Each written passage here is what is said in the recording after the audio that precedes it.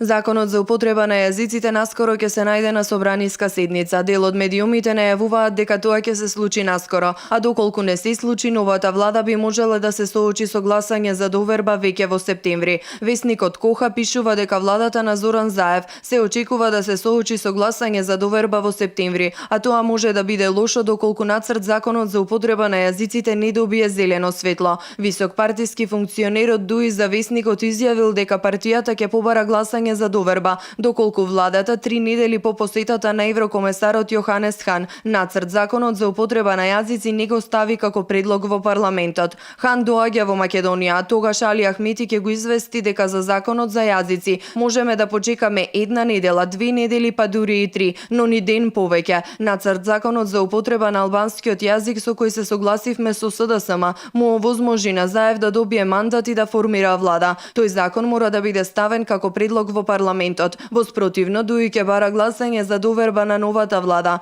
Тоа не е притисок, туку беше главен услов на ДУИ со кој се овозможи на СДСМ да дојде на власт и овој услов треба да се спроведе што е можно побрзо, изјавил за Весникот Коха висок функционер од партијата на Ахмети. Ахмети пак вчера одговарајќи на новинарско прашање, рече дека договор за јазикот има. Ние имаме договор за јазикот и тоа е дел од коалицијскиот договор.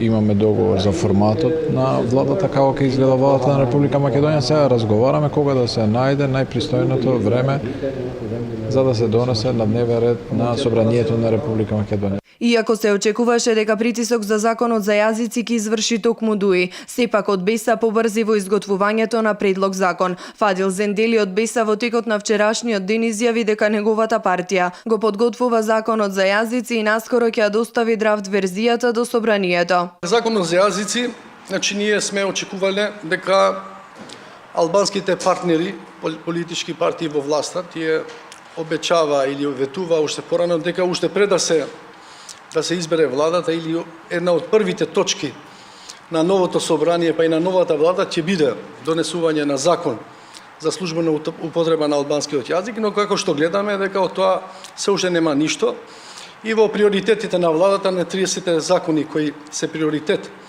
во овој период на владата го нема законот значи за употреба на албанскиот јазик. Ние како политички субјект ќе излеземе со наши алтернативи, со наши конкретни предлози како мислиме да го решиме значи ова прашање кое е многу важно не само за албанците во Македонија, него за сите граѓани во оваа држава.